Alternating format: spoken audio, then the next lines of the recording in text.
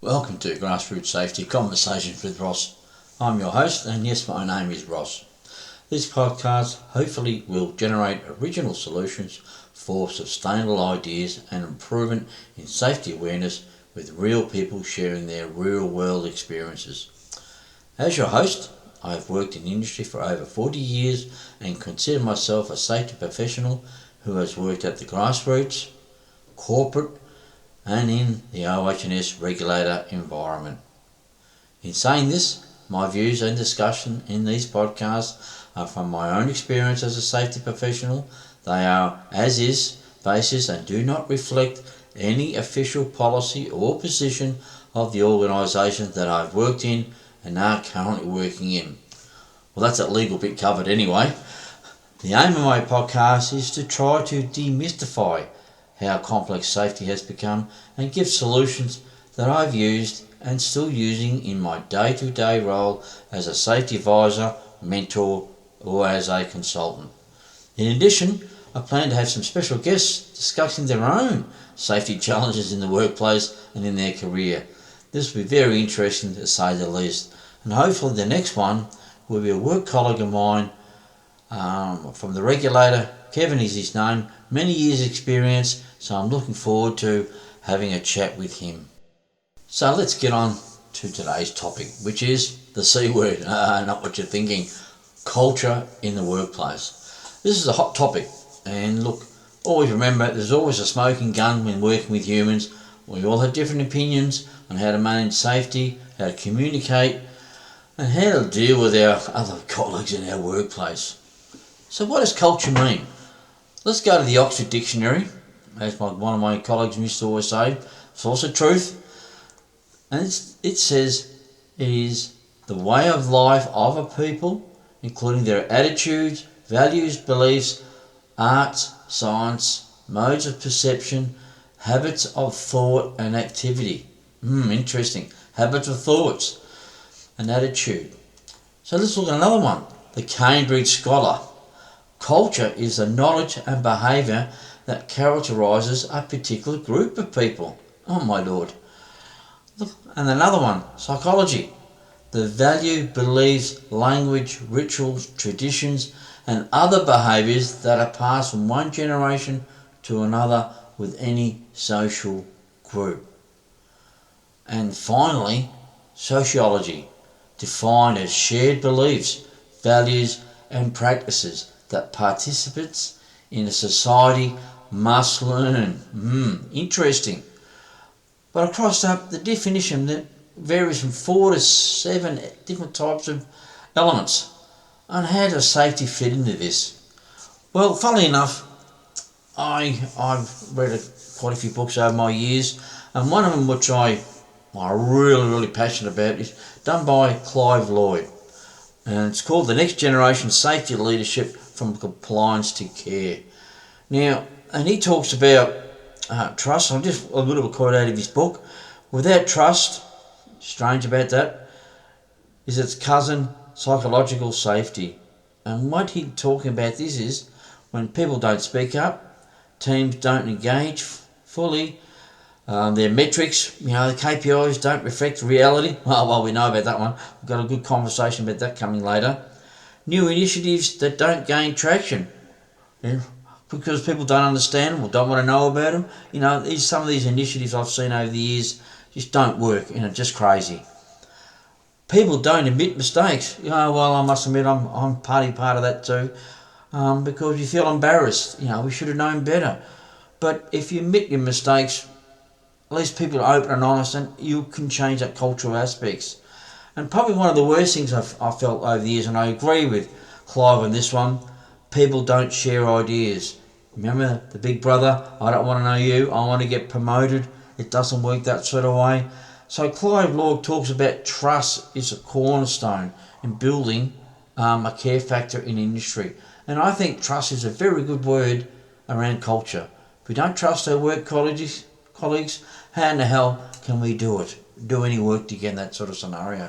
So I've just got another book that I look into. It's from the BOC, which is Australian Institute of Health and Safety information they put out. and there's about 31 different reference material. And so I looked up the main one, which is talked about culture, and they saw the characteristics of an organisation that focuses on safety, and they talk about 14 different types of definitions, from reporting, risk, fiscal environment, organisational design, incentives, decision making. Oh, yeah, we wish some managers will make some decisions sometime. Engagement. If you don't engage, we go nowhere, don't we? Rules. Rules that we have from the legislative to our workplace, some of these don't line up, do they? Resources. Learning. Learning is a powerful beast. What people don't know or think they know will tell you what they know everything. It's all about culture, isn't it? I'm going to be number one. Accountability. Accountability is one of the big ones. Ethics, business integration, leadership. Funny enough, leadership was one of the last ones they talked about. So, interesting when we talk about the definitions, they're all over the place. But one thing I did notice when I was going through the Bock book was that they talk about organisational culture. And this was back in 1966 when researcher Mr. Bauer did some behavioural-based philosophy. I just got that word out. The way we do things around here. Surprised about that. We've always done it this way. Why do we need to change? Well, that's a bad line of culture, isn't it? So, let's move forward. We've had lots of words talked about different from what culture is. So, I'm going to give a little bit from my thing. This is my research over the past 30 years. And I think culture has distinctive customs, achievements, knowledge and history, values and beliefs, and skills shared by the members of the group. Beliefs and skills shared by the members of the group. So I had to say that twice, because when I've been a team leader, I believe in people, I listen to their skills, and we put them to the best avenue to build a really good team culture. And this leads me to the next one. Culture develops through interactions and feedback amongst the members of the group. Hello. If you don't interact and don't get positive feedback, or any type of feedback, how do you know whether culture is improving or, probably the worst thing to say is it exploding. So the other one is that culture should be an intrinsic, I'll get it out right there, won't I? Intrinsic property of a group, and culture evolves. So those last two should be part of your group, and it will evolve. But without strong leadership, if you don't inspire people by presenting compelling vision for the future, how can you keep people informed? How can you empower the leaders and manage to lead through change? Now, this is a big thing. A lot of organisations go through change, and we've seen a lot of that since COVID-19. Are they leading through change well? They probably don't know where they're going because they don't. And can we find creative ways to involve employees to change? That's always a challenge in doing that sort of stuff. But one thing I did notice, part of my research, is that Colin Powell, if you want to look him up, he's a very, very intelligent man, this person, and he said this, which I think really is quite interesting. The day your people stop bringing you their problems is the day you have stopped leading them, building that culture. They have lost their confidence that you can help or conclude you do not care. Either case is a failure of leadership. So we're talking a lot about leadership here around culture. If we don't have strong leaders to understand what culture is, we are going to go nowhere. And that leads into, if the leaders don't understand how they can contribute and belong to an organisation, if they don't know, how can they build culture? So let's look at some basic information here. Can we look at a single source of truth? So what I mean about this is trust. It's hard to earn, but easy to lose. So we've got to build trust. Be agile, both individually and in the operations, to build culture. Communicate. Let's be consistent from the top and bottom. Failure causes because the illusion has taken place. We think something's happened, but it hasn't done. We've had the fog put over us. All right. And the other one is systems. Our management systems. Are they robust or are they fragility of the system, meaning they're no good? We write procedures and SWMs and all that, multiple pages. They're not robust. They're more fragile because no one understands, don't want to do anything with them. So, what can we do about this? Understand that single source of truth. Well, I think the main attribute is that the organisation has a culture where people would point out safety issues and behaviours without hesitation. So if we get this main attribute that people are happy to do that, fantastic, isn't it? We're going to change culture. So how can the organisation show that? Well, easy. Look, everyone in the workforce has the knowledge to identify an unsafe activity condition. Do they? Well, get out there and ask them. Do you understand? Who cares if they report 20,000 money incidents a year? Well, no, you wouldn't want 20,000. You know, get an uptake of people are seeing and looking after their work area. Create a climate that exists where people can and point out potential safety issues. How many times you see people walk past things, they're not going to point something out because, oh, you're a do-gooder, or, you know, you just want to get some brownie points with the manager. No, it doesn't work that sort of way in culture. Every manager and employee has the potential to be an important part of the preventive process. We can't be all the employee doing all the preventive work, all the safety people. God, we're always the last line of defence. But managers need to lead to show the employers that they are part of the preventive process. Engage with them. Safety professionals, we shouldn't have to do this. We should be guiding them through the process and allow them to come with their preventive process. And probably the other one is that tapping into preventive process is also an important part for prevention. So if we're talking about it before, seeing it before and dealing with it and having constant consultation and communication, culture will improve. But, hang on, I'm going to stop us there for a minute. You've probably heard a lot of safety people talk about the Hudson model. If you haven't, well, do yourself a favour and have a look at it. And he talks about evolution of a safety culture. And a lot of organisations I've worked at, they love the Hudson model because there's 5 stages. They go from a pathological, which basically says who cares as long as we're not caught, we've heard that before, to the next stage is reactive. Safety is important. We do a lot, every time we have an accident, you see that, we only react when something goes wrong. The next level, calculative. We have systems in place to manage all hazards.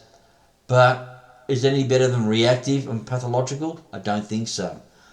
Level 4 is proactive. Here we get in that culture around proactive safety. We work on the problems that we still find. So in other words, we're still finding problems and we're working on it. Being proactive, that is probably a really good level to be at. But you reckon, I've been in a lot of organisations that talk about, we're generative. Safety is how we do business around here. I've heard that so many times, and I'm going to call Cobb, I'll be careful what I say now. I'll stop what I was going to say. But they say what they do and they don't do it. They're back in the reactive pathological. So the Hudson model is very interesting to look into, but safety professionals, we understand it, but most management really think they're at different levels what we perceive them to do. And then you've probably heard about another side of culture is academics talk about ideology for culture. Now, look, this is a complicated beast. This is their view over the years how culture is evolving from a safety perspective. So the view of culture looks at, we start off as culture as rules. I think we know that one. Culture as mechanics of systems. Yes. Next step, culture as behaviour. Culture as perfect controls and perfect people. Oh, sounds a bit like safety 1 there. Culture as organisations, where everybody's on the same road going together. Culture as groups. Culture as leaders and systems focus. It's a bit of safety 2 there. But here's the most important one. Culture as holistic relationships, where we're all working together, thinking about healthy mind, healthy body, healthy soul, healthy workplace. That's a holistic relationship process. And then probably the final one is culture as a social construct. And that means community-wise, that we go in the community and people know, that organisation does that really do a lot of work for the community. And you see a lot of advertising on TV, we do this for the community, we do that. Are they really? Or just their selling pace? But one thing I just want to get down to the bottom line of this one, some quotes to remember for leadership values around culture. Now, I'm going to say this many times. What is your state of knowledge at the time? Did you know before there was an incident or something? Did people tell you? Did you understand that? The other side of it, is it moral, ethical to look into something around leadership values? Well, moral, we should do it and we should talk about it. Or is it ethical? I mean, it's an interesting between those two. But one thing, if you know about something and you're developing your culture, you go to a court of law, just remember, when you're standing up there, if you haven't got the culture right and you failed in reporting an incident, or when we didn't get caught this time, something went wrong, just remember, yes, Your Honour, I did that. It's what the Honour's going to ask you.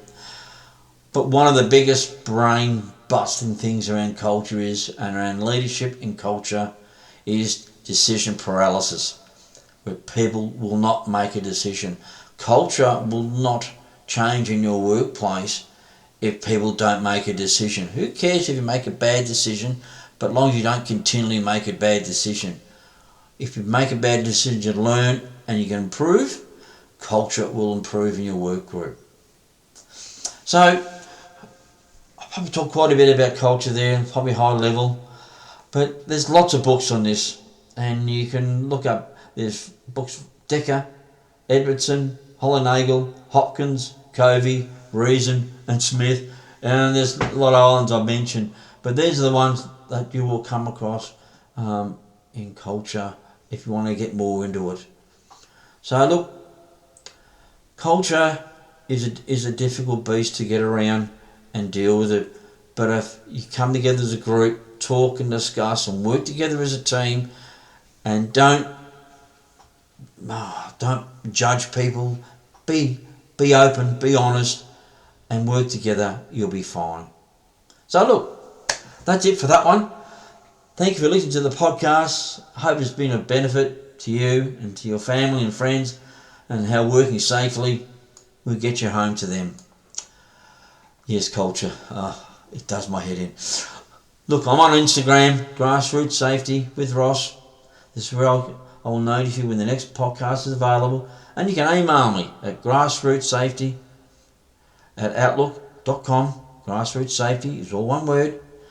If you have a topic or query of what I discussed on this podcast or any other podcast, yes, this is number 6. I'm slowly getting back into it now. Look, my podcast is sponsored by Safety Zone Consultancy firm based in Victoria, Australia. I don't receive any financial benefit from them, just moral support, and boy oh boy, I need a lot of that in doing these podcasts, and for my daughter and helping with my Instagram posts, and my wife putting up with me too, poor girl. So, colleagues, until next time, live long and prosper.